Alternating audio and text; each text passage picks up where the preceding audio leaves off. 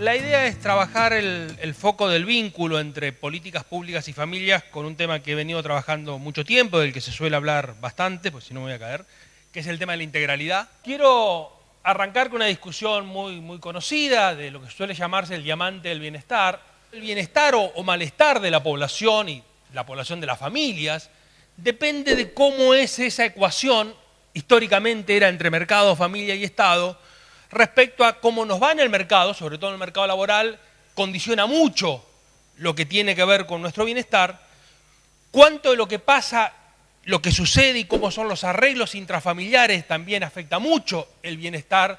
de una familia cuyos arreglos sea que salgan los niños a trabajar y los adultos se quedan en su casa, es un cierto tipo de estructura de familia que puede generar un cierto malestar muy obvio. Otro tipo de estructura y de arreglos intrafamiliares, cualquiera sea el tipo de familia que estemos hablando, seguramente condicionará a otro. Y obviamente, fundamental en esta discusión, qué es lo que hace o deja de hacer el Estado. Y obviamente, más allá de que el título genérico hablaba de América Latina, quiero concentrarme en Argentina. Cualquier debate sobre el Estado implica pensar el Estado federal en la Argentina. No solamente lo que hace o deja de hacer el Estado nacional, sino lo que hacen por lo menos los estados provinciales y seguro también los más de 2.000 municipios que existen en la Argentina. Esta cuestión de que las familias, en probablemente América Latina, pero en Argentina en particular, están cambiando muy fuertemente en su estructura, en su composición, en su contrato de origen, por decirlo de alguna manera, y este es un contexto en el cual claramente no responde a fenómenos puramente individuales o personales, sino que son procesos mucho más macro, mucho más estructurales, sobre los cuales quiero montar parte de la reflexión posterior. Tomo como referencia acá a un colega uruguayo que muchos de ustedes conocen, Fernando Filgueira, que muestra los cambios que se vienen experimentando en una parte importante de los países de la región. Claramente la reproducción en términos de cantidad de hijos y eso muy fuertemente centrada en los hogares pobres.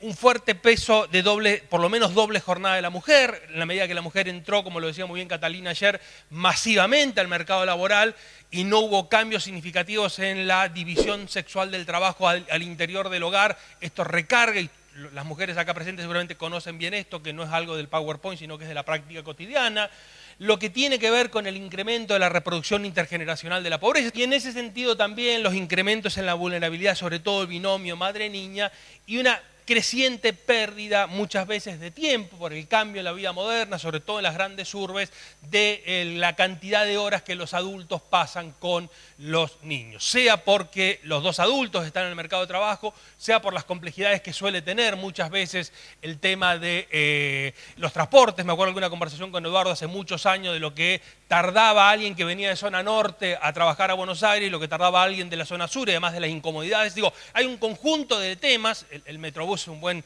dato con rédito seguramente electoral y que le facilita mucho la vida a la gente en términos de tener más posibilidades de presencia de los adultos en los hogares. La caída en la fecundidad es una caída que no es homogénea, cambia mucho según estrato social. Eso es evidente y está probado estadísticamente y ya se discutió.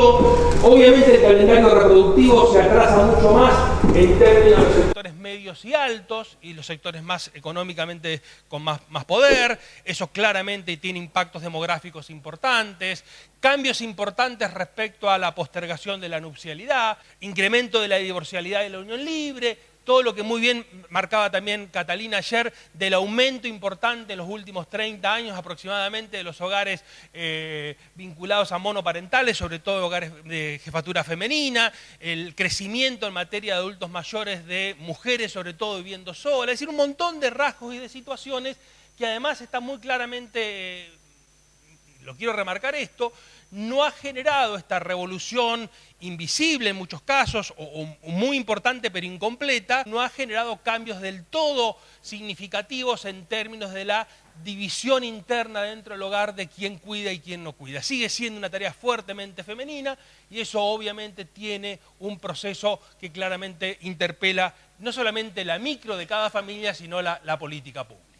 Estamos en América Latina y la pregunta es cuál fue el momento del corte, seguramente los sociólogos y los demógrafos lo podrán decir mejor que yo, ante una nueva estructura social y familiar. Existen claramente problemas que son de diferentes escalas. hay problemas que afectan a millones de familias o a cientos de miles de familias, y hay problemas que son más micro, pero no por eso menos importantes, y no por eso dejan interpelar eventualmente a la política pública, a la organización social, etc. Algunos de los problemas afectan al conjunto de los sectores sociales. Por ejemplo, lo que tiene que ver con violencia intrafamiliar no es algo solamente de los sectores más vulnerables, seguramente son más visibles en muchos casos que en otros. Lo que tiene que ver con consumo problemático de sustancias psicoactivas, probablemente diferentes sustancias, pero también cruza los sectores sociales, y lo que tiene que ver muchas veces con, por ejemplo, educación sexual integral. Esto también genera, en términos de lógica de política pública, la pregunta de si todos estos temas ya estaban en la agenda pública o hay algunos que van apareciendo mucho más recientemente. Y claramente hay coexistencia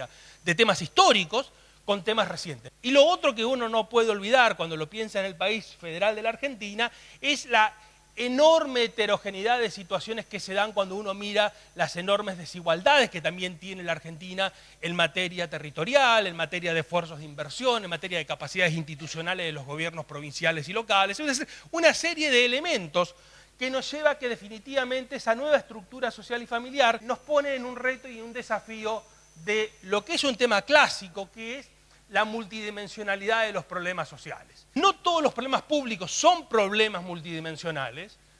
pero muchos problemas, y muchos de los que afectan a las familias, son problemas multidimensionales que no pueden ser resueltos claramente con soluciones puramente sectoriales.